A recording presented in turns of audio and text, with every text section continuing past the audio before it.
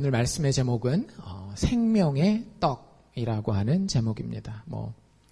교회를 좀 다니신 분들은 많이 이제 보셨을 텐데 오늘 이야기가 사실은 지난주에 했었던 이야기에서 연결된다라고 하는 것을 좀 눈치를 채고 오셨을 거예요.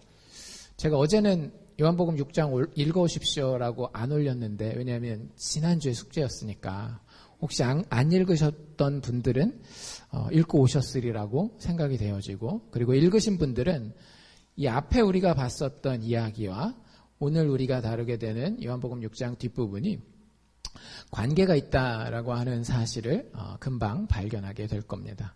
6장 앞부분에 무슨 이야기가 있었는지 기억나세요? 여기 보면은 이거 두 가지 있었지 기억나시죠? 첫 번째는 무슨 이야기가 있었어요? 오병이어 해서 보리떡 5개와 물고기 2마리로 몇 명을 먹이셨어요? 5,000명. 남자만, 그것도 남자 어른만 5,000명을 먹였기 때문에 엄청난 기적이었죠. 그리고 두 번째 기적은 어떤 기적이었죠?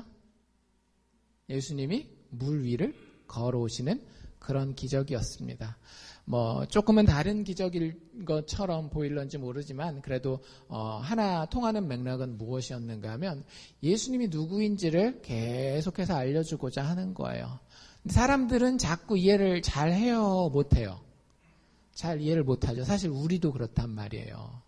그냥 우리한테 떡이나 갖다 주시는 분, 아니면 떡도 못 갖다 주는 별로 능력 없는 분, 그 빌립 같은 경우는 그렇게 생각하잖아요. 심지어는 교회에 와서 예수님을 구주라고 부름에도 불구하고, 그 선지자 메시아 그리스도라고 부름에도 불구하고 많은 경우에는 그 의미를 잘 이해하지 못하는, 그래서 예수님이 계속 가르쳐 줄 수밖에 없는 그런 모습이 지난주에 이제 저희가 봤던 6장의 앞부분 이야기였습니다. 오늘 우리가 읽게 되는 22절부터라고 봐도 되고 25절부터라고 봐도 되는 이 요한복음 6장 뒷부분은 이제 뭐에 대한 이야기하냐 하면은요, 이 두 가지 기적 중에 먼저 있었던 기적이 어떤 기적이에요? 오병이어의 기적이죠. 그 기적에 대해서 사람들한테 설명을 해주시는 그런 해설서라고 생각하시면 됩니다. 그래서 도대체 예수님이 물고기 2마리랑 떡 5개로 그 많은 사람들을 먹였다라는 게 뭘 의미하는지, 우리도 그러면 좋겠잖아요. 이렇게 봉사부에서 맨날 요리할 필요 없이, 재정 들어갈 필요 없이 그냥 교회 밥만 해놓으면, 밥솥 뚜껑만 열면 밥이 계속 있고, 국도 해놓으면 국 계속 퍼도 다시 열면 또 주일날 또 있고, 그러면 얼마나 좋겠어요. 그런 걸 가르치려고 하셨던 건 근데 아닌 것 같죠. 그래서 다른 어떤 의미가 우리가 대충 희미하게 알고 있는데요. 오늘 말씀을 통해서 좀 더 구체적으로 예수님 무엇을 가르치려고 하셨는지를 한번 같이 말씀을 통해 볼 수 있기를 원합니다. 예습해오신 분들, 숙제를 잘 해오신 분들은 예수님이 오늘 이 6장 뒷부분 말씀에서 3번이나 반복하시는 말씀이 있는데 혹시 뭔지 아세요? 그렇죠. 내가 곧 생명의 떡이라. 어딘지 혹시 이렇게 체크해가지고 오신 분 있으세요? 한번 잘 따라와 보십시오. 아까 우리가 읽은 35절에 있었죠. 그렇죠? 35절에 뭐라고 돼 있어요? 예수께서 가라사대 내가 곧 생명의 떡이다. 뒤에 얘기는 있지만 그렇게 나와 있고, 두 번째 건 몇 절에 나와 있을까요? 그렇죠. 48절에 나와 있습니다. 48절에 보면 또 거의 똑같아요. 뭐라고 얘기를 하고 있는가 하면 내가 곧 생명의 떡이로라. 세 번째 거는 조금 바뀌긴 했는데 그래도 어디 찾으셨어요? 51절. 그렇죠. 51절에 뭐라고 되어 있는가 하면 나는 하늘로서 내려온 산떡이다. 이게 산떡은 생명의 떡이다. 이거 같은 얘기예요. 그래서 나는 하늘로서 내려온 생명의 떡이다 라고 예수님이 이야기를 합니다. 3번이나 반복하고 있으니까 굉장히 중요한 거겠죠. 이게 오병이어 사건에 관련된 키라고 하는 거예요. 예수님 스스로가 말할 때 내가 생명의 떡이다 라고 이야기하는 것이 굉장히 중요하다라는 사실을 기억하고 오늘 이야기를 한번 보도록 하겠습니다. 맨 앞에 22절부터 25절에 보면 예수님이 이제 물 위에서 걸어서 제자들과 만나고 또 이제 그 배가 호수 건너편, 바다 건너편 다른 마을, 여기 보니까 가버나움 지역 정도에 머무르시게 되는 것 같은데요. 예수님이 다닐 때마다 사람들이 쉽게 눈치챌 수 있어요. 왜요? 사람들이 바글바글하거든요. 오늘 여기도 보면 무리들이 예수님을 계속 쫓아다니는 걸 볼 수 있습니다. 오병이어를 기적을 베푸시고 또 예수님이 그 저녁 때 바다를 건너가신 그때에 사람들이 예수님 어디 가셨어? 예수님 어디 가셨어? 제자들이 배 타고 그날 저녁 때 떠났다면서 막 이러면서 계속 예수님을 쫓아다니는 거예요. 24절에도 보면 무리가 거기 예수도 없으시고 제자들도 없음을 보고 곧 배들을 타고 예수를 찾으러 가버나움에 갔다. 예수님이 아마 가버나움에 가지 않았을까 하면서 무리들이 예수님을 계속 쫓아다닙니다. 여러분들 연예인 해보신 적 있으세요? 연예인들은 뭘 먹고 살아요? 연예인 뭘 먹고 살죠? 인기를 먹고 살죠. 그렇죠? 연예인들은 누가 막 쫓아다니면 어때요? 좋죠. 혹시 문화가 그러니까 여자가 남자를 쫓아다니는 것보다는 남자가 여자를 쫓아다니는 그런 경우들이 이제 보통 많이 있잖아요. 혹시 나 젊을 때는 남자들이 좀 쫓아다녔다 이런 분 있으세요? 손 들지 마시고 오른쪽 새끼발가락만 살짝 드십시오. 그런 분들은 쫓아다닐 때 일단 겉으로는 뭐라 그래요? 왜 그래요? 귀찮아요 하는데 집에 와서 속으로 생각해 보면 어때요? 막 뿌듯하고 좋고 이게 이제 인지상정이란 말이죠. 그러니까 예수님도 어때야 정상이에요? 사람들이 자기가 가는 데마다 그냥 막 구름대처럼 막 수천 명씩 오니까 수만 명씩 오니까 예수님이 그냥 우리 생각대로라고 한다면 되게 좀 뿌듯하고 봤지 내가 인기가 좀 이만큼 있어 이렇게 다니셔야 정상인 거예요. 근데 예수님이 이 사람들을 이렇게 대어놓고서 뭐라고 이야기하시는지 기억나세요? 읽어오신 분들은 26절에 이렇게 얘기를 하십니다. 이 사람들이 좀 서운할 만한 이야기를 해요. 가라사대 예수님이 하시는 얘기예요. 내가 진실로 진실로 너희에게 이르노니 예수님이 좀 심각한 이야기를 할 때 항상 하는 표현입니다. 내가 진실로 진실로 너희에게 이르노니 어떤 때는 한 번만 해요. 내가 진실로 너희에게 이르노니 하는데 여기는 몇 번이나 했어요? 2번이나 진실로 진실로 너에게 이르노니 니들 잘 들어야 돼 이런 얘기예요. 아주 잘 들어야 돼 이런 얘기예요. 무리들이 자기를 쫓아왔는데 너희가 나를 찾는 것은 니들이 나를 이렇게 쫓아다니는 것 말이지 우리식으로 얘기하자면 니들이 이렇게 교회 나와 있는 것 말이지 이렇게 얘기를 하는 거예요. 잘 들어야 되는 겁니다. 우리한테 하는 얘기랑 거의 똑같아요. 너희들이 나를 찾는 것은 표적을 본 까닭이 아니요 떡을 먹고 배부른 까닭이로라. 좋은 얘기 하신 거예요? 들으면 좀 기분 나쁠 얘기를 하신 거예요? 이렇게 얘기를 하는 거예요. 목사가 교회 나와 있는 성도한테 교회 나와 계시네요. 근데요 신앙생활 하려고 하는 게 아니라 물건 팔아먹으려고 교회 나오셨네요.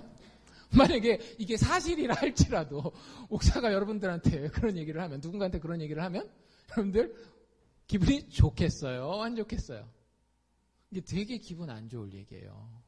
니들이 지금 나를 쫓아다니는 거는 떡 먹었잖아. 떡 먹었으니까 그거 계속 얻어먹으려고 온 거 아니야? 나를 보고 표적이 뭔지 말씀드렸죠. 표적은 뭐예요? 사인. 이거는 그냥 기적적으로 신기한 일이 일어난 게 아니라 뭔가를 보고 깨달아야 되는 거죠. 그렇죠? 우리가 사인을 보면 길을 이쪽으로 가야 되겠구나 이렇게 깨닫는 것처럼 그 뜻을 깨닫는 게 표적의 제일 중요한 의미인데 예수님이 하시는 얘기 뭐냐면 니들이 떡도 먹고 물고기도 먹었지만 아직 뭔 뜻인지 모르고 그냥 니들한테 이익이 되는 것 같으니까 와서 여기 앉아있고 나를 쫓아다니는구나 라고 예수님이 이야기를 하시는 겁니다. 예수님 맞아요? 틀려요? 여러분들 성경에서 예수님은 항상 맞습니다. 성경에서 예수님은 항상 맞아요.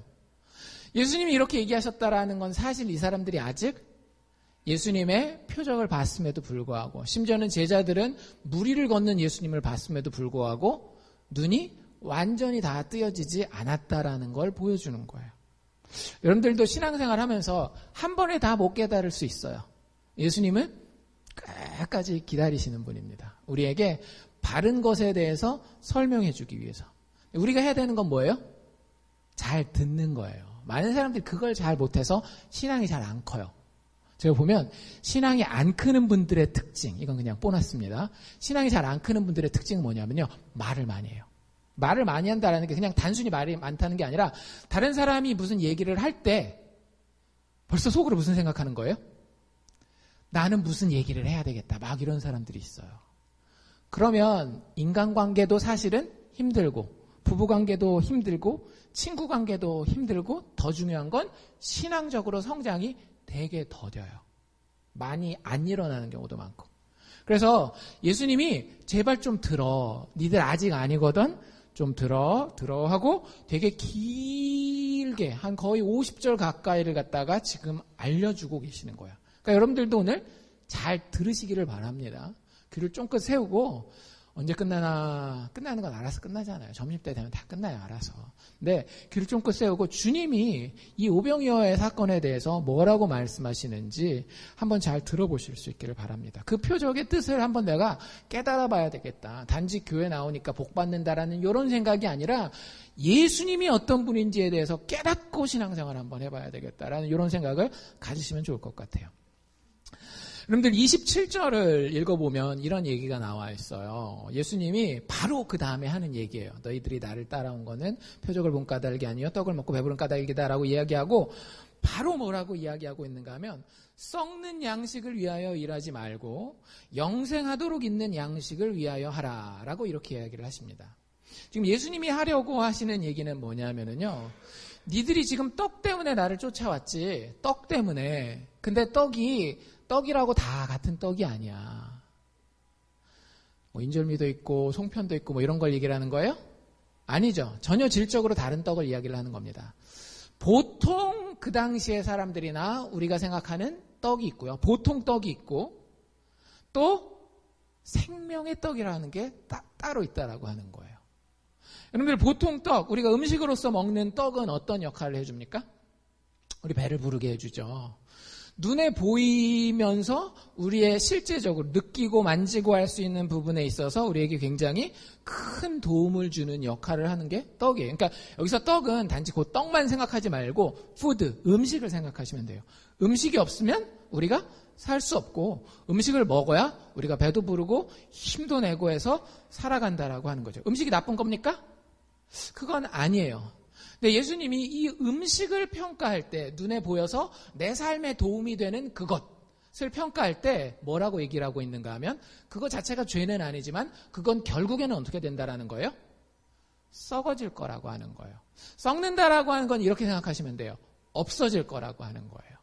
없어진다라고 하는 거예요. 나중에 쓸모없게 되어서 없어지는 것을 이야기를 합니다. 여러분들 여기서 예수님이 이야기하시는 거는 그 떡은 아니에요. 예수님이 자기를 생명의 떡이다라고 얘기할 때 그 생명의 떡은 음식으로서의 떡과는 좀 다릅니다. 근데 공통점이 있기 때문에 예수님이 그래 그런 떡 있지. 근데 그런 떡과는 좀 다르게 내가 생명의 떡이야 라고 얘기를 하시는데 떡이라고 하는 거는 뭐를 상징하는 걸까요? 떡을 먹으면 아까 어떻게 된다라고요? 배가 부르고 여러분들이 움직일 수 있는 에너지가 생기죠. 그래서 떡은 보통 성경에서 이렇게 나올 때에 어떤 의미를 가지고 있는가 하면 삶의 에너지의 근원, 내 에너지가 어디서 나오느냐라고 하는 거예요. 한국 사람들은 아무리 빵을 먹어도 힘이 안 나죠. 한국 사람들은 무슨 힘으로 살아요? 밥심으로 산다 그러잖아요. 그래서 그 삶의 에너지의 근원 혹은 그 에너지의 중심이 바로 떡이라는 단어로 표현되고 있는 거예요. 그래서 음식을 먹으면 내가 나가서 살 수 있게 된다라고 하는 거죠. 움직일 수 있고 막 힘을 낼 수 있다라고 하는 거예요. 예, 육체의 떡이 음식으로서의 떡이 우리의 육체를 그렇게 움직이게 해줘요. 여러분들 밥만 먹고 등만 따스우면 여러분들 사실 수 있어요?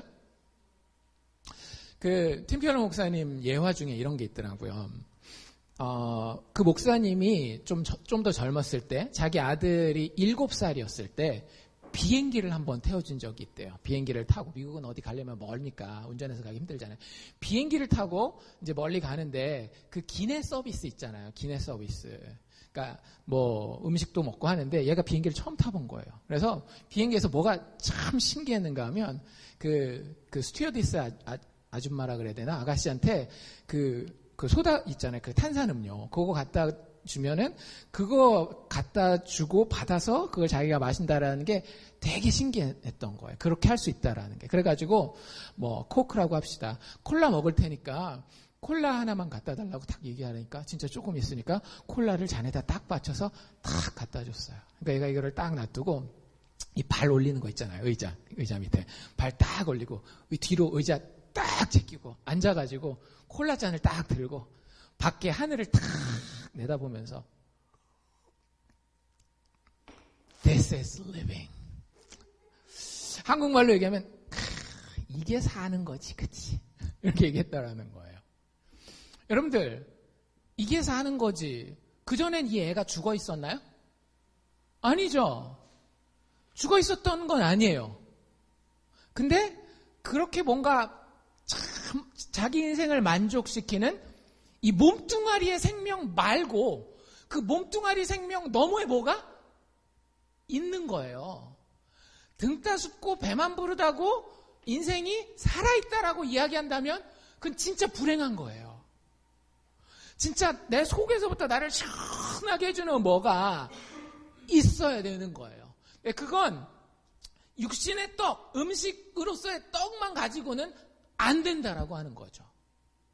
그걸 예수님이 공급하는 다른 떡이 있다라고 얘기를 해주는 거예요. 생명의 떡. 여기서 생명의 떡이라고 하는 건 그런 겁니다. 사는 것 같은 삶을 살 수 있도록 그 에너지를 공급해주는 그 뭔가, 그 에너지의 근원, 그 에너지의 중심을 예수님은 생명의 떡이라고 얘기를 하는 거예요. 그냥 내가 보이는 데에서 어느 정도 내가 배고프니까 먹어야 되지, 요거 이렇게 필요하니까 요거 이렇게 해야지, 이런 게 아니라 정말로 인간의 속마음을 깊이 만족시켜주는 그런 떡이 있다라고 하는 거예요. 보이지 않는 그곳, 보이지 않는 곳에서 우리가 얻게 되는 영혼의 만족, 평안함, 기쁨, 그거를 해결해주는 떡이 있다라고 하는 거예요. 그래서 그건 썩는 양식과 비교해서 뭐라고 얘기를 하시는가 하면 영생하도록 하는 양식이다라고 얘기를 합니다. 여러분들 성경에서 우리 요한복음 3장 16절도 예수님 믿는 사람은 뭐를 얻게 된대요? 영생을 얻게 된다라고 얘기를 하잖아요. 근데 많은 분들이 오해를 해요. 성경에서 영생하면 그냥 오래 사는 건가 보다. 죽지 않고 영원히 사는 거. 맞긴 맞아요. 틀린 건 아니에요. 성경에서 영생이라는 표현을 이야기할 때 삶의 길이를 얘기 안 하는 건 아닙니다. 근데 영생이라고 하는 단어는 여러분들 성경을 한번 잘 보십시오. 단지 오래 사는 걸 영생이라고 이야기하지 않아요. 심지어 오래 사는 건 어디서도 가능해요? 영원히 사는 건? 지옥에서도 가능합니다. 거기는 구더기도 타 죽지 않는데요. 영생. 여러분들 그런 영생 얻으실래요? 아니잖아요. 성경에서 이야기하는 영생은요, 삶의 질을 이야기를 하는 거예요. 정말로 그 안에 풍성함이 있는 거예요. 이 마음의 풍성함이 있고요. 세상 사람들이 알지 못하는 만족과 용기가 계속 흘러나오는 거. 사는데 진짜 사는 것답게 사는 거예요. 눈에 보는 것 다 채워도 만족되지 않던 그 부분이 채워져서 눈에 보이는 게 때로는 좀 부족하다 할지라도 살 수 있어. 살만해. This is living. 내가 사는 것 같아 라고 이야기할 수 있는 그런 삶을 영생이라고 이야기한다라고요. 이해가 되세요? 단지 오래 사는 게 아니라고요. 병상에 누워 있어도 사람의 마음 가운데에 여전히 소망이 있을 수 있거든요. 재정적으로 좀 쪼달려도 여전히 내 마음 가운데서 하나님께서 내 삶의 선함을 이루실 것이라고 하는 용기가 생길 수 있거든요. 그런 게 영생이라고 하는 거예요. 잘 생각해보면 이게 왜 가능하냐면요. 예수님이 죽었다가 다시 살아났기 때문에 가능한 거거든요. 예수님이 죽음도 이겼어요. 근데 뭘 못 이기겠어요? 육신의 건강의 문제? 재정적인 문제? 예수님이 다 이기시는 거예요. 그리고 내가 믿음으로 아무것도 하지 않았지만 믿음으로 그분 따라갈 때에 그 부활의 능력이 내 능력이 되는 거예요. 그런 삶. 절대 꺾일 수 없는 그런 질 높은 삶을 성경은 영생이라고 이야기하고 그 영생을 공급하는 생명의 떡이라는 게 있다라는 거예요. 그러니까 여러분들도 교회 다니시면서 음식으로서의 떡만 구하지 마십시오. 음식으로서의 떡은 뭐겠어요? 주님, 교회 다니니까 돈 많이 벌게 해주세요. 주님, 교회 다니니까 자식들 성공하게 해주세요. 주님, 교회 다니니까 건강하게 해주세요. 틀린 건 아니에요. 예수님이 실제 그 음식으로 오병이어를 가지고 사람들을 먹였으니까. 근데 예수님이 그건 뭐라고요? 사인이라고요. 그건 시청각 교보제예요. 교육을 위해서 잠시 썼던 도구라고요. 진짜 우리에게 원하는 건 뭐냐면 그걸 통해서 뭔가 좀 깨달으라는데 뭘 깨달으라는 거예요? 영생을 얻게 하는 생명의 양식을 좀 찾아라. 그게 있어야 니들이 진짜 사는 것처럼 살 수 있어 라고 예수님 알려주고 계시다라고 하는 거죠. 여러분들 삶에 하나님 수준의 공급이 있기를 바랍니다. 내가 생각하는 그런 재정적인 그런 육신의 음식으로서 혹은 육신의 재미를 가지고 여러분들 스스로를 공급하는 게 아니라 정말로 세상이 꺾을 수 없는 그 하나님 수준의 공급, 즉 생명의 양식을 먹는, 생명의 떡을 먹는 그런 에너지가 여러분들의 삶에 좀 있으면 좋겠다라는 생각이 들어요. 여러분들 그 떡은 어떻게 얻을 수 있습니까? 많은 사람들은 어떻게 생각해요? 열심히 일해서 얻을 수 있다라고 생각해요. 내가 열심히 살거나 착하게 살거나 아니면 똑똑하게 살면 그 양식을 얻을 수 있다라고 생각합니다. 그래서 이 무리가 예수님이 그 영생하도록 있는 양식에 대해서 이야기하니까 28절에 바로 이렇게 물어봅니다. 그거 어떻게 해요? 그러니까 본인들도 음식을 맨날 먹어봤잖아요. 음식을 먹어봤는데 먹으면 먹을 때 뿐이지 먹고 난 이후에는 금방 다시 배고파지고 이런단 말이죠. 그래서 야, 이 음식은 먹으면 영원히 산대? 그러면 나도 한번 먹어보고 싶다. 이런 관심은 좀 생긴 거예요. 근데 아직도 오해하고 있는데 뭐라고 얘기를 하는가 하면 저희가 그때 예수님한테 물어봅니다. 우리가 어떻게 하여야 하나님의 일을 하오리까? 여러분들 육체의 양식 어떻게 얻어요? 그냥 입을 딱 벌리고 있으면 하늘에서 양식이 똑 떨어지나요? 여러분들 육체의 양식을 얻기 위해서 뭐예요? 일하러 가잖아요. 왜 뼈 빠지게 하루에 막 8시간씩, 10시간씩, 12시간씩 일하세요. 일을 해서 그걸 가지고 음식을 구하려고 하는 거 아니에요. 그래서 이 사람들이 아직 그렇게 생각하는 거예요. 생명의 양식도 일을 열심히 하면 되나 보다. 근데 이 양식이 보통 우리가 먹는 떡이랑 물고기랑은 좀 다른 하나님이 특별하게 주셔야 되는 거니까 하나님의 일을 해서 그 양식을 얻어봐야 되겠다. 우리 식으로 얘기를 한다면 기도도 좀 열심히 해보고 예배도 안 빠지고 드려보고 헌금도 많이 하고 이런 종교적인 하나님의 일을 해서 그 양식을 한번 얻어봐야 되겠다 생각을 한 거예요. 우리 가운데도 그런 가능성을 그런 생각들을 가지고 있는 경우가 많이 있지 않나요? 내가 하나님 앞에 열심히 일을 하면 하나님께서 내 삶을 만족시켜 줄 것이다. 영생이라는 단어를 쓰진 않더라도 우리가 알아듣기 쉬운 단어로 얘기를 한다면 하나님 내 삶을 축복해 주실 것이다. 책임져 주실 것이다. 이런 생각을 할 수 있단 말이죠. 이 사람들이 똑같이 우리랑 생각한 거예요. 무슨 하나님의 일을 해야 그 양식을 얻을 수 있겠습니까? 라고 물어봐요. 예수님 뭐라고 얘기를 하시죠? 11조 열심히 하라고요? 아니죠. 교회 봉사 열심히 하라고요? 아니에요. 다른 아무 얘기도 안 하고 이 사람들이 하도 말을 못 알아듣으니까 예수님이 답답해서 이 사람들의 수준에서 대답을 해 주십니다. 29절에 뭐라고 되어 있는가 하면 예수께서 대답하여 가라사대 하나님 일 하고 싶어? 그래서 그 양식 얻어 먹고 싶어? 만족하고 싶어? 영생하고 싶어? 그럼 이렇게 하면 돼. 하나님의 보내신 자를 믿는 것이 하나님의 일이니라. 다시 한번. 여러분들 그렇게 일하고 싶으세요? 하나님한테 축복받기 위해서 정말 뭔가 한번 해보고 싶으십니까? 그때 예수님이 이런 얘기를 하시는 거예요. 니들 하나님의 일이 뭐냐 하면은요. 하나님의 보내신 그를 믿는 게 하나님의 일이야. 여러분들 이 일 열심히 하십니까? 많은 분들이 이 일 별로 열심히 안 하시더라고요. 그게 제가 관찰해 본 결과예요. 목사로서 교회에 나와 있는 많은 사람들이 여러 가지를 열심히 해요. 재정 섬기느라 진짜 열심히 일하시고, 찬양으로 섬기느라 되게 열심히 일하시고, 뭐 교회 청소하고 미화하고 하느라고 정말 열심히 일은 하는데 그건 여러분들 예수님이 정확하게 얘기하시죠. 하나님의 일이 아니라는 거예요. 여러분들 하나님 진짜 믿으십니까? 예수님이 여러분들 인생을 책임져 주신다라는 거 믿어요? 예를 들어 봅시다. 흔치 않은 일이겠지만 여러분들이 지금 사업이 한참 잘 나가요. 아니면 직장의 커리어가 아주 잘 나갑니다. 근데 어느 날 갑자기 신비한 음성이 들리는 거예요. 여러분들 이런 일이 있을 수 있습니다. 항상 있는 건 아니지만 있을 수 있어요. 그래서 여러분 보고 머릿속에 자꾸 어떤 생각이 드는가 하면 너 하는 사업 접어. 너 지금 하고 있는 커리어 접어. 그리고 선교사로 나가. 아니면 목회자로 뭐 준비해서 목회를 해. 개척을 해. 이런 얘기가 여러분들한테 들려와요. 하시겠습니까? 안 하시겠습니까? 순종. 모든 사람에게 그런 음성이 들린다는 얘기가 아니에요. 만약에 들렸다라고 합시다. 그리고 그 음성이 진짜 하나님의 음성이라고 해보자고요.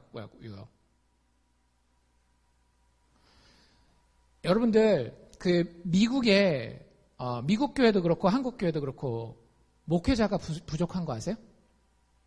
목회자들이 되게 부족해요. 한국 교회들은 특히 2세, 1.5세들 목회자들이 되게 부족해요. 왜일까요? 이 아버지 어머니들이 되게 신앙이 좋잖아요. 근데 1.5세, 2세대만 내려가면 걔네 맨날 교회 보내고 맨날 순회 보내고 했거든요. 근데 2세대, 1.5세대 목회자들이 별로 없어요. 왜일까요? 목회자보다는 딴 잡이 돈을 많이 버니까. 내 자식의 삶이 조금 행복하려면 너는 열심히 돈 벌어서 헌금 많이 해라. 그게 조금 더 남는 장사야. 이렇게 얘기를 해요. 미국 사람들도 그래요. 미국 사람들도. 여러분들 그 마음속에는 어떤 생각이 있는 걸까요? 하나님이 내 인생을 책임질 수 없을지도 모른다. 근데 하나님은 뭐라고 얘기를 하셨어요? 하나님을 사랑하는 자, 곧 그 뜻대로 부르심을 입은 자들에게는 모든 것이 목사를 해도 의사를 해도 변호사를 해도 상관이 있다 없다? 없다. 모든 것이 합력하여 선을 이루느니라 라고 얘기를 해요. 근데 내 잡이 됐건 내 자녀의 잡이 됐건 여러분들 진짜 하나님이 여러분들 제니럴이라고 얘기를 하죠. 청소부 시켜도 믿음 안에서 주님이 시키시면 내가 분명히 할 수 있습니다. 라고 믿으시냐고요. 그게 하나님의 일이라고요. 여러분들 잘 생각해 보세요. 여러분들이 드리는 헌금도 예를 들어서 진짜 10만 불 헌금했다라고 해봅시다. 우리 교회 가운데 누가 10만 불 헌금했다라고 합시다. 그리고 뭐 어떤 찬양의 사역이 된다 할지라도 여러분들이 어떤 뭐 주방봉사가 된다 할지라도 여러분들이 감당할 수 있는 데까지만 하는 거 아닙니까? 솔직히? 이거 하다가 우리 가족이 망할 수도 있다라고 하는 데까지 해본 적 있으세요? 이거 하다가 내가 죽을 수도 있겠다. 내가 원래 머리가 안 좋은데 찬양팀 가사를 외우기 위해서 어제 밤을 새가지고 코피가 막 나더라. 오늘 아침에 내가 교회 나오기 전에 죽을 수도 있겠다. 이러기까지 여러분들 진짜로 주님의 일을 해보신 적이 있느냐라고요. 대부분은 그렇게 일 안 해요. 자기의 일이라고 하는 것은요, 믿음 넘어가지 못합니다. 내가 요 정도면 죽지 않겠구나라는 만큼만 하게 돼요. 10만 불도 마찬가지예요. 다 이미 머리에 계산이 서서요. 10만 불 내고도 내가 길에 나가 앉지는 않겠구나. 이 생각이 될 때 하는 거지. 앞뒤 다 안 가리고 하는 경우가 없어요. 그건 다 인간의 일이에요. 교회에서 하지만. 주님이 진짜 이야기하는 건 뭐냐면요. 여러분들 차라리 작은 걸 하세요. 내가 오늘 밥을 먹어야 밥심이 나요.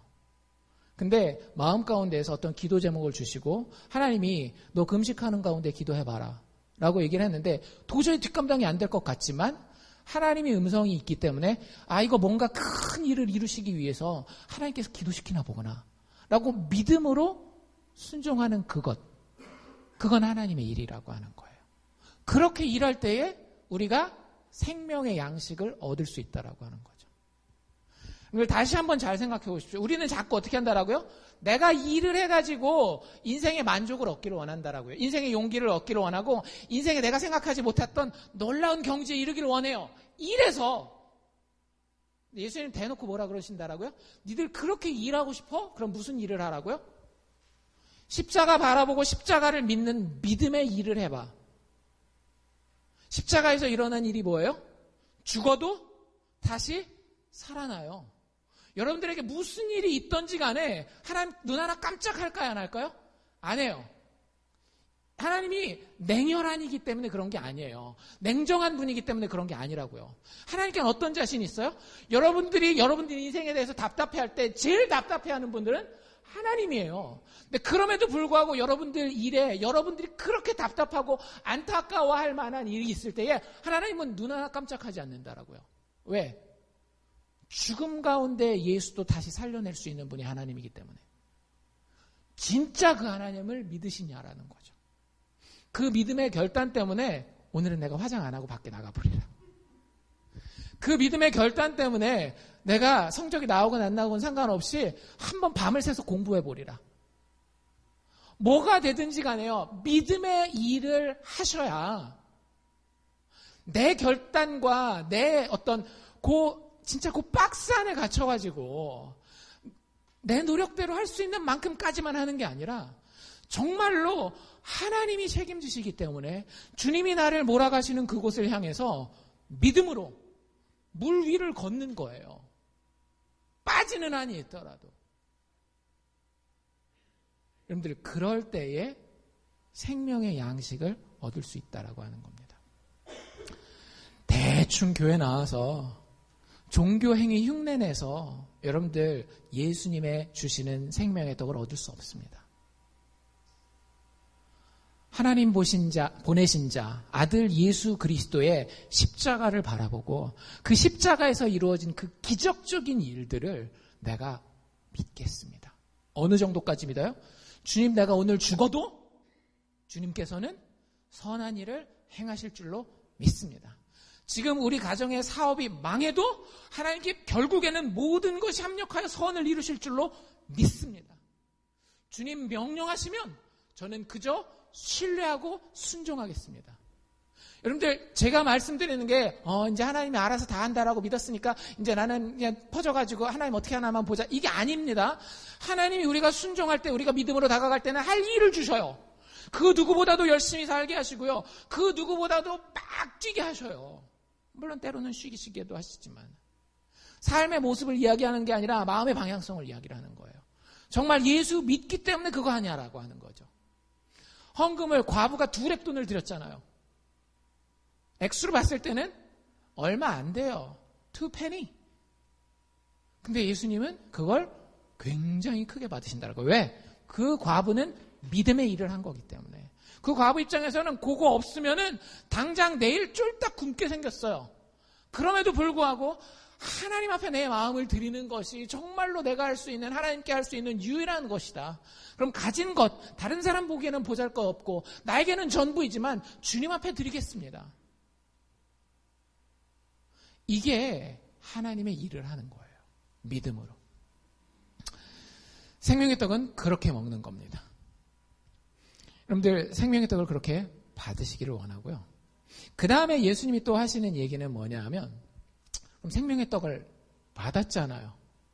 그러면 음식도 먹을 줄 알아야 먹는 거 아닙니까? 미국에 오면 가끔씩 난감할 때가 있죠. 이 음식을 어떻게 먹어야 되나. 제가 여기 와서 이제 처음으로 평생 못 먹어봤던 것 중에 여기 와서 처음 먹어본 게 크로피쉬. 한국에는 있지도 않잖아요. 그거 먹으려면 뭐 이렇게 까가지고 이렇게 해가지고 한국 사람들 그 안에 있는 노란 것도 이렇게 쪽쪽 빨아서 먹어야 되고, 깔 때는 이렇게 까서 뒤에를 꼬리를 딱 잡고 어떻게 먹어라 이게 알려줘야 먹잖아요. 여러분들 생명의 떡도 먹는 방법이 있어요. 일단 음식은 여러분들이 잘 알아요. 음식은 어떻게 하면 돼요? 음식을 집는다. 음식을 입으로 가져간다. 입에 넣고 씹는다.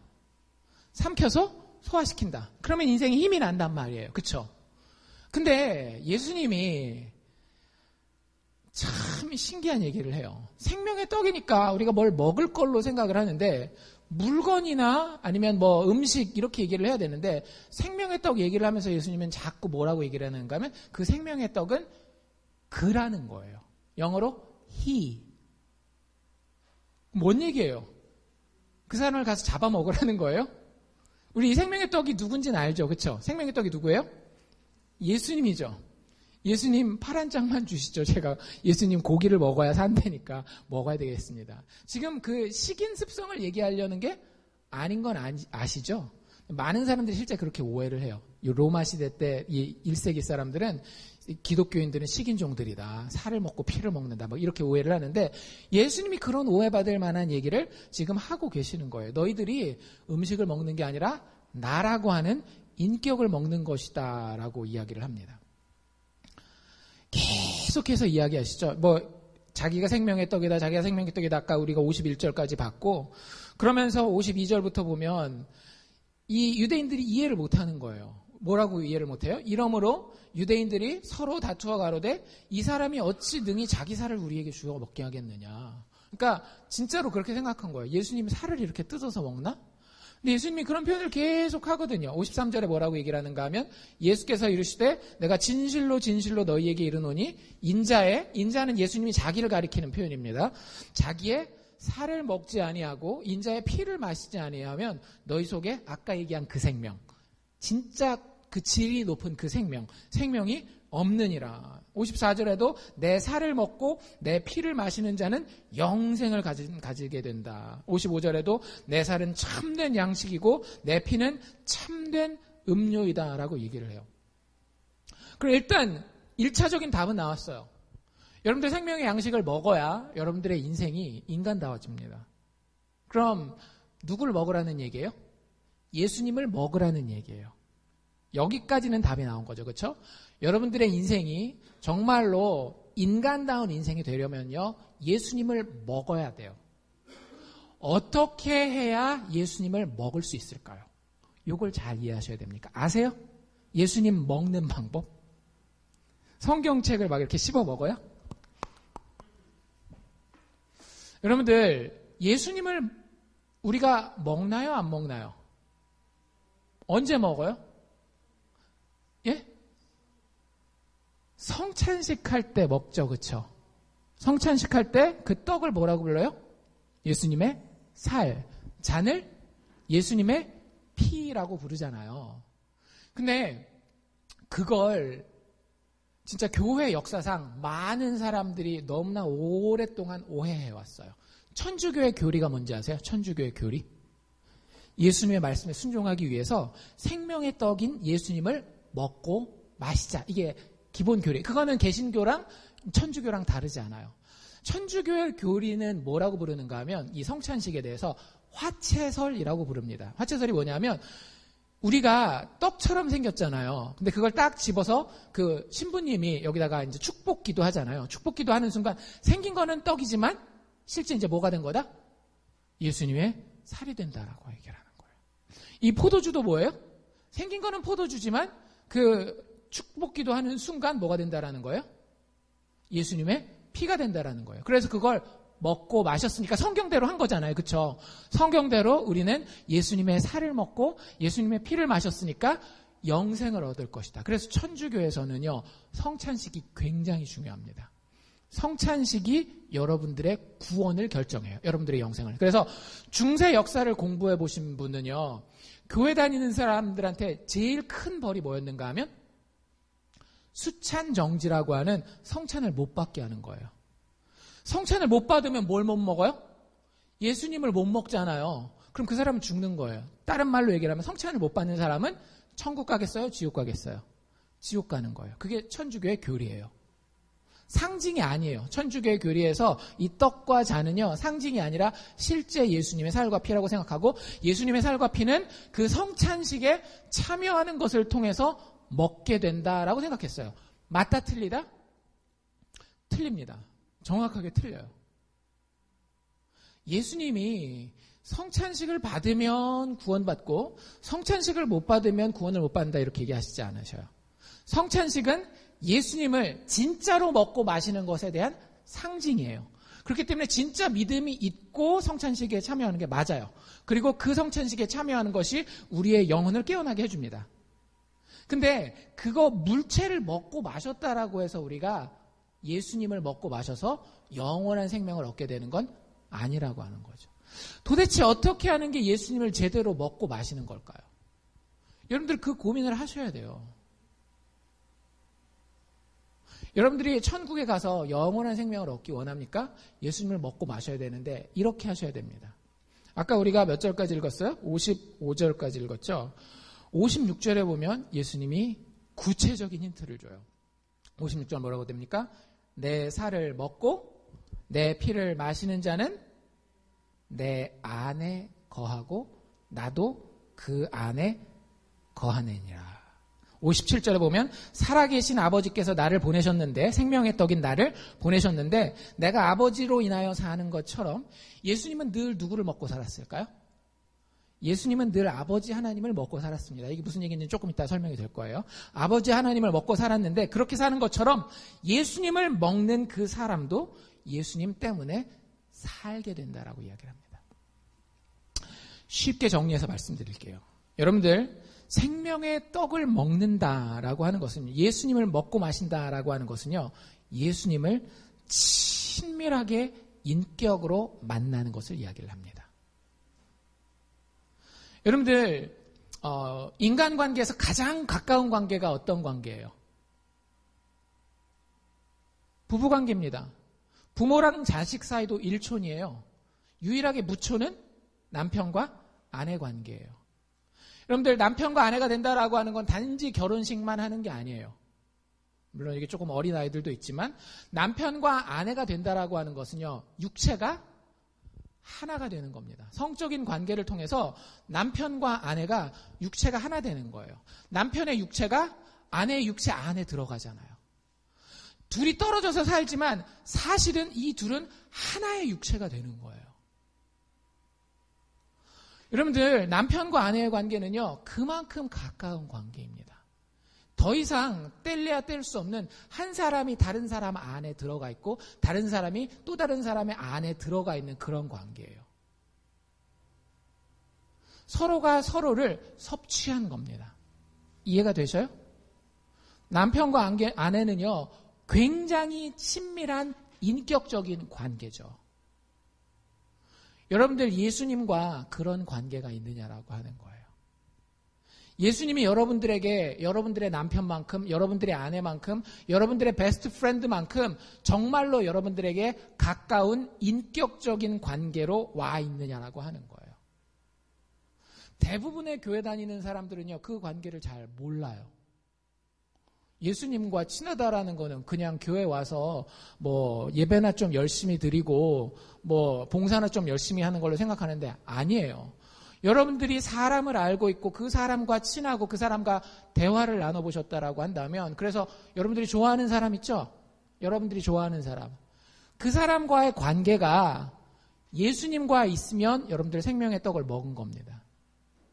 근데 아무리 여러분들이 종교적인 행위를 많이 해도 여러분들이 어떤 내가 좋아하는 그 인간과 가지는 그런 친밀한 관계가 보이지 않는 예수님과의 없다라고 한다면 여러분들은 생명의 떡을 안 먹는 거예요. 여러분들의 떡은요, 여러분들의 인생은 이럴 수밖에 없어요. 등 따수면 행복하고, 배부르면 행복하고, 배 고파지고, 뭔가 쫄리고 힘들어지면 불행해지고. 여러분들 그건 영생이 아니라고요. 영생은요, 그것과 상관없이 항상 기뻐하고 쉬지 않고 기도하고 범사에 감사할 수 있는 삶이 영생이에요. 그건 언제 가능한가 하면 예수님이 한 인간으로서 나에게 만나지는 거예요. 근데 그분이 너무 신비로운 거죠. 내가 아무것도 안 했을 때 그분이 모든 것을 했다라는 거예요. 여러분들 못 믿을 만한 때 있지 않나요? 여러분들 누군가에게서 뭐 남편이 됐건 아내가 됐건 아니면 베스트 프렌드에게서 믿지 못할 선물을 받아보신 적이 있어요? 제가 이번 생일 때 그런 선물을 받았어요. 애들이 이제 저희 이제 좀 컸잖아요. 커가지고 뭐 학교 생활하는데 뭐가 필요하다라 그래가지고 그것 좀 알아봐달라 그러더라고요. 그래가지고 제가 막 알아봐가지고 제일 저렴한 가격에 제일 성능 좋은 거 이거 사서 써! 이렇게 딱 얘기를 했어요. 알겠대요. 주문해라. 언제까지다. 언제 끝나면 이거 딜이 끝나. 주문했대요. 근데 그 주문한 게 뉴욕으로 가야 되잖아요. 어디로 왔을까요? 여기로 온 거예요. 그래가지고 속으로 막 이랬죠. 아유, 정신없는 것. 그 주소 하나 제대로 못 입력해가지고, 그거 이쪽으로 와가지고 또 택배비 들여서 거기다 보내주겠느냐 해서 득달같이 전화를 했죠. 뭐라고 했을까요? 해피 버스데이. 아빠 생일 축하해. 이렇게 얘기를 해주는 거예요. 저는 꿈에도 생각 안 했어요. 그냥 제가 기존에 가지고 있는 거 잘 쓰면서 뭐 때가 되면 하나님 바꿔주시겠지. 뭐 이런 생각하고 이렇게 있는데, 와. 걔네가 그런 얘기는 했거든요. 언제 때가 되면 아빠한테 우리가 선물 사줄게. 무슨 짓들이 뭐 이런 생각을 하고 있었어요. 근데 진짜 사주는 거예요. 안 믿었는데 믿지 못했던 선물을 받았었던 그런 기억이 있느냐라고요. 예수를 진짜로 알고 믿게 되잖아요. 그런 일들이 우리에게 생긴다라니까요. 내 능력으로 내 의지로 가질 수도 없고 가지지도 않을 그것이 예수를 먹었기 때문에 예수와 그렇게 친밀한 인격적인 관계가 됐기 때문에 내 안에 생기느냐라고요. 여러분들 예수 믿는 것에 대해서 진짜 고민해 보셔야 돼요. 많은 분들이 예수 믿는 거 뭐 그렇지 절대 그냥 그렇지가 아니라고요. 제가 너무 마음이 답답할 때가 많이 있어요. 예수 믿는데 인생이 즐겁지가 않아요. 아니 쉽다라는 얘기는 아닙니다. 예수 믿는데 인생에 소망이 없어요. 다른 사람 사는 대로 그냥 그대로 살다가 그대로 가나 보다 해요. 조금 더 누리다 말다. 어차피 죽을 거면 그냥 그렇게 살다 가요. 기껏해야 노후 준비한다라는 건 편하게 죽을 준비예요. 병원에서 날 얼마나 잘 돌보다가 내가 죽을까. 그런 인생 아니에요. 예수님이 우리에게 주시는 내 살을 먹고 내 피를 마셔라. 그러면 너희가 영생을 얻을 것이다 라고 하는 인생은요. 그런 인생이 아니라고요. 내가 기대하지도 못했는데 내가 가지려고 생각하지도 않았던 그 좋은 것을 하늘로부터 하나님이 내려주시는 거예요. 기대되지 않습니까? 여러분들 그걸 살고 있어야 정상이에요. 그리스도인들은. 우리가 음식을 먹으면 어떻게 해요? 음식을 먹으면 음식을 먹은 대로 효과가 나지 않나요? 배고프고 지치고 쓰러져 있었던 사람이 음식을 먹으면 잘근 씹으면 시간이 좀 걸릴 수 있어요. 30분, 1시간 이렇게 걸릴 수 있지만 시간이 나면 음식을 먹은 효과가 나와요, 안 나와요? 나오죠. 사람은 자기가 먹은 것에 의해서 지배받아 삶을 살게 되는 거예요. 여러분들 엉뚱한 거 먹으면 어떻게 돼요? 인생이 괴로워지지 않나요? 소화에 안 주는 썩은 음식 먹으면 결국에는 아파가지고 일도 제대로 못하고 삶이 내가 먹은 것에 의해 영향을 받잖아요. 술을 마시면 어떻게 돼요? 술 마신 것에 의해서 알코올에 의해서 영향을 받잖아요. 마약하면 어떻게 돼요? 내가 먹은 마약에 의해서 그거에 내가 조정받아가지고 통제받아서 인생을 그렇게 살잖아요. 인생은 먹는 거에 의해서 통제받는 거라니까요. 예수님 뭐라고 얘기하고 있어요? 나를 먹으라고. 그래서 나에게 통제받으라고. 사도 바울이 뭐라고 얘기했는지 기억나세요? 술 취하지 말라. 이는 방탕한 것이니 그 음식이 너희에게 들어가면 그것이 너희를 통제하지 않느냐. 술 취하지 말라. 이는 방탕한 것이니. 그리고 나서 그 뒤에 뭐라고 얘기를 해요? 성령의 충만함을 받아라. 성령은 누구의 영이에요? 그리스도의 영이에요. 예수를 먹는 거예요. 예수와 너무 친밀해서 그분의 영이 이제는 내 속에 들어와서 살고 있는 겁니다. 자리 잡고 있는 거예요. 예수를 먹은 거예요. 삶이 다를 수가 없어요. 예수에 의해서 통제받게 됩니다. 맨날 미워하고 불평하고 화내고 폭력적이었었던 사람들이 예수를 먹음으로 십자가 위에 예수의 자비와 예수의 은혜와 예수의 지혜가 철철 흘러나오는 사람으로 바뀌는 거예요. 그러면 그 인생이 좋겠어요? 안 좋겠어요? 좋을 수밖에 없어요. 심지어는 내일 죽어도 그 사람의 인생은 불행하지 않아요. 그걸 알려주고 싶은 거예요, 예수님이. 니들 아직도 떡 보고 쫓아다니냐? 니들 아직도 그거 뭐 조금 물고기 그거 보고 쫓아다니냐? 그거는 사인이라니까, 표적이라니까. 니들이 결국 먹어야 되는 건 나야, 나. 나랑 정말로 친밀하게 매일매일 말씀 보고 매일매일 기도하고 마음으로 주님 앞에 물어보고 그래서 인생의 길을 한 걸음씩 걸어가고 내가 죽을 것 같더라도 주님이 가라 하면 최선을 다해서 그 길 가고 여러분들이 그렇게 예수를 먹으세요. 단순한 고깃덩어리입니다. 알고 계세요? 만약에 이 예수가 없으면요, 우리는 다 단순한 고깃덩어리예요. 근데 예수 먹는 순간 단순한 고깃덩어리였던 내가 이 죄인이 이 안에서 폭발력과 에너지와 우아함과 아름다움을 가지는 존재로 변하게 되는 거예요. 멋있지 않습니까? 예수 믿는 사람들은 그런 사람들이라고요. 신의 형상을 가진 그 능력과 그 아름다움의 참 생명, 영생의 소유자라고 하는 겁니다. 그래서 58절에 뭐라고 얘기를 하고 있어요? 하늘로서 내려온 떡이니, 하늘로서 내려온 떡이니. 예수가 그 하늘로서 내려온 떡이기 때문에 조상들이 먹고 죽은 그 만나는 사인이었어요. 조상들은 하늘에서 내려온 것 같은 그 만나를 먹고도 죽었지만 이 떡, 즉 예수를 먹는 자는 영원히 산다라고 하는 거예요. 죽느냐 사느냐를 그렇게 크게 구별하지 않습니다. 죽을 것처럼 사는 거고요. 그것 때문에 인생이 세상과 다를 수밖에 없는 거예요. 고깃덩어리로서의 삶이 아니라 신의 아들, 딸로서 살게 된다라고 하는 거죠. 여러분들이 그러면 참 좋겠어요. 정 목사의 소원입니다. 제가 복음을 가지고 만난 모든 사람들이 이 예수를 먹고 마신 사람이면 좋겠다라고요. 다른 거 바라지 않아요. 제가 여러분들한테 뭘 바라던가요? 정 목사 옷이 없습니다. 옷 사주십시오. 이런 얘기 들어보신 적 있어요?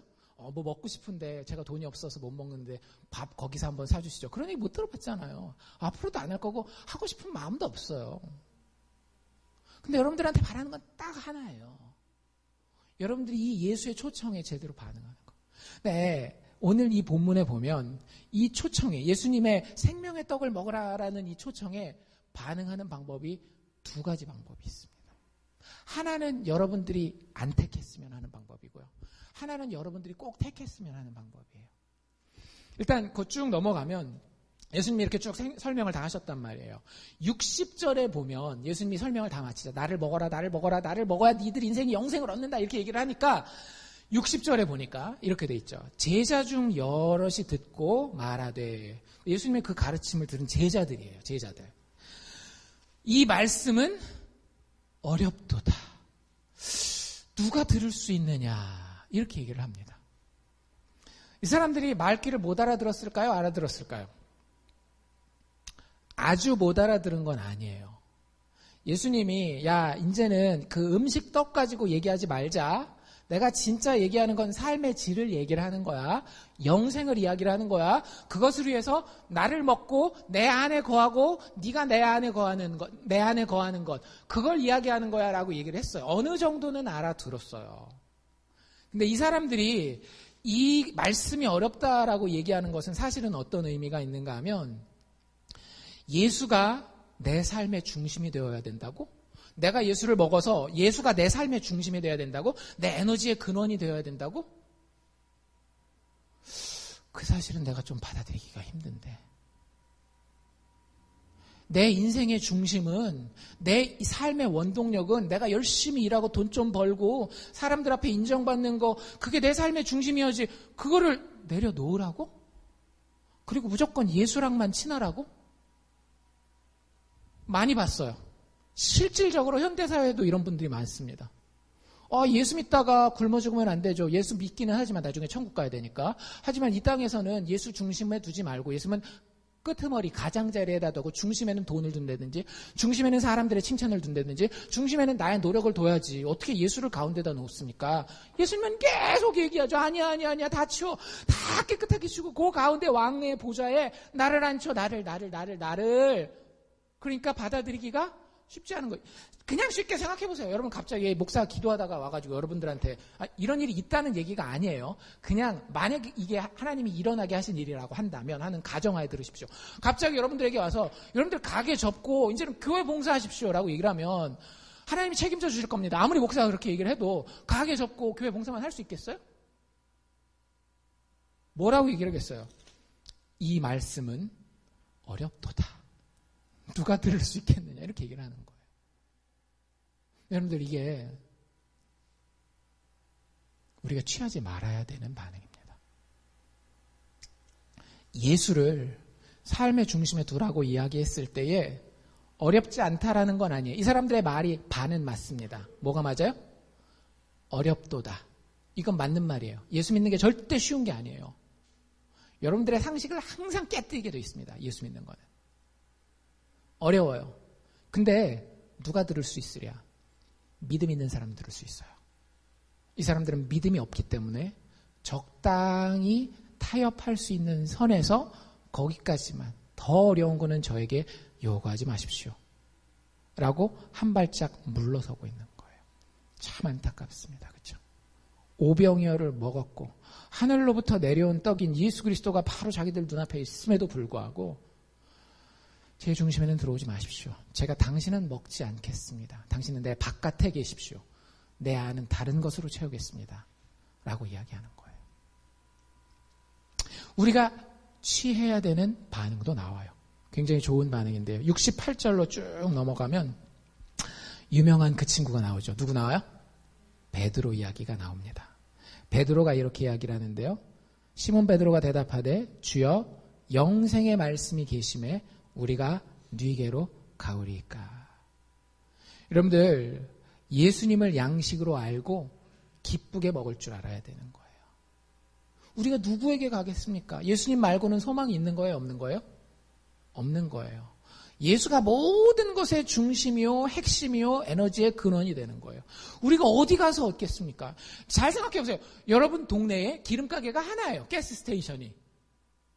옆집에 술도 팔아요. 비슷한 알코올이니까 여러분들 그 술집에 가지고 술병 열어가지고 콸콸콸콸 차에다가 기름 넣으시겠어요? 안 넣죠. 자동차의 생명은 가솔린에 있는 걸 알고 가스 스테이션 가야죠. 다른 데 가세요. 아무리 얘기를 해도 빌어가면서라도 기름 조금만 주십시오. 가지 않겠어요? 똑같다라는 거예요. 우리가 누구에게 가겠습니까? 주님 당신 말고는 내 인생에 에너지의 원동력은 없습니다. 선언하는 거예요. 내가 할 수 없습니다. 주님께만, 생명의 말씀이 주님께 있사오니 우리가 누구에게로 가겠습니까? 예수를 진짜 중심에다가 모시는 거예요. 내가 주님을 섭취하겠습니다. 여러분들 스스로를 점검해 보실 수 있기를 바랍니다. 자판기에 동전 넣잖아요. 옛날에 저는 오락실을 다녔거든요. 고백합니다. 오락실에 들어가면 동전을 넣어야 돼요. 근데 기계가 오래되면 동전을 딱 넣으면 어떻게 돼요? 기계가 오래되면 딸랑 떨어져야 되는, 이 돈통에 딸랑 떨어져야 되는데 가다가 중간에 멈추잖아요. 그럼 아무리 버튼을 눌러도 게임이 시작이 돼요? 안 돼요? 그 재밌는 게임 시작이 안 되죠. 여러분들 교회 다니는 많은 사람들이 그래요. 교회 나왔으니까 동전은 넣었다라고 생각해요. 동전은 딱 넣었는데 이제 뭔가 내가 예수 믿고 교회 다니니까 뭔가 될 것 같은데 별일 없죠, 여러분들? 왜 그런지 아세요? 동전이 끝까지 떨어지지 않았기 때문에 그래요.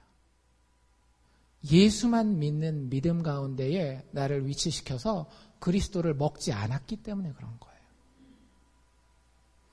여러분들 정말 달라져야 됩니다. 완전 딴 사람이 돼야 돼요. 기독교는 사람을 개과천선시키는 데가 아니에요. 기독교는 사람을 무너뜨리고 그 안에 신의 형상을 세우는 종교입니다. 여러분들이 과연 그 경험을 하셨는지 교회 다니면서 물어보십시오. 이렇게 물어보십시오. 하나님의 거룩한 자 예수 그리스도를 나는 먹고 있는가? 여러분들 그분을 먹고 계셔요? 정말로 그분이 여러분에게 가장 친밀한 인격적인 관계를 가지고 계신 분인가요?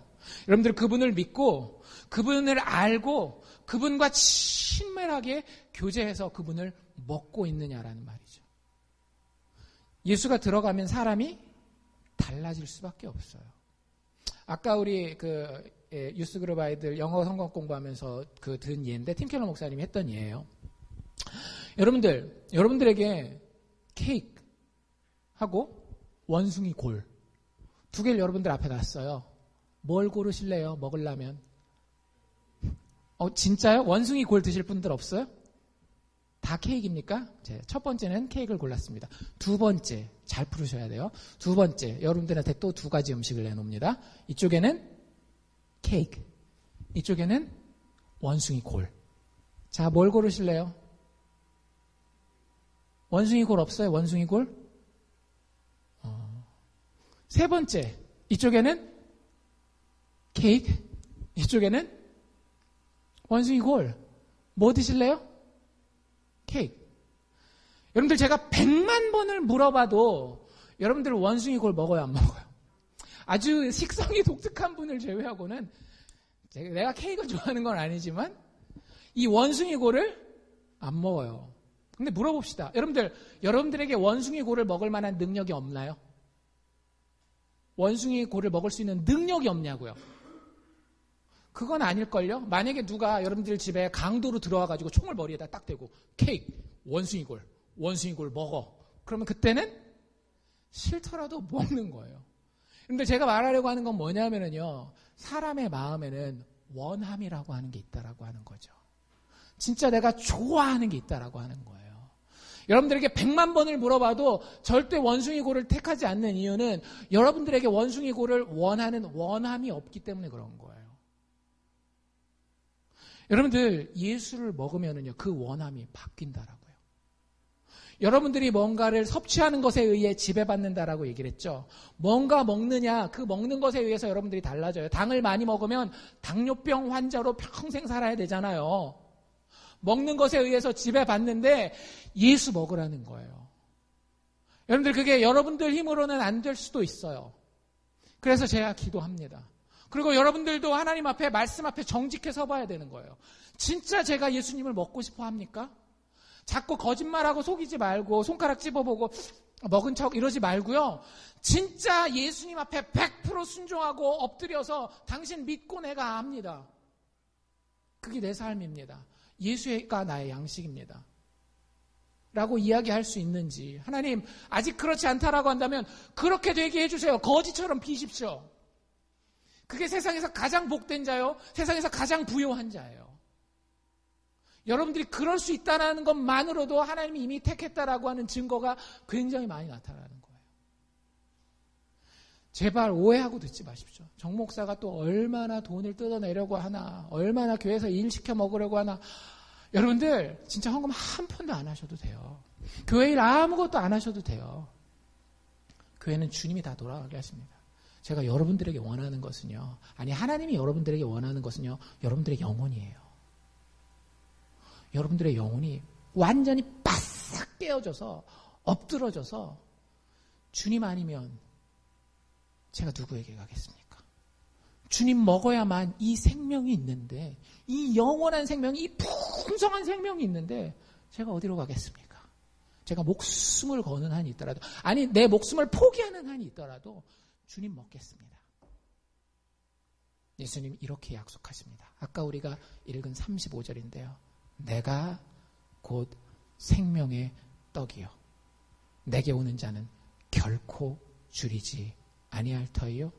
나를 믿는 자는 영원히 목마르지 아니하리라. 여러분들이 예수 먹고 이 삶을 체험하기를 주의 이름으로 축원합니다.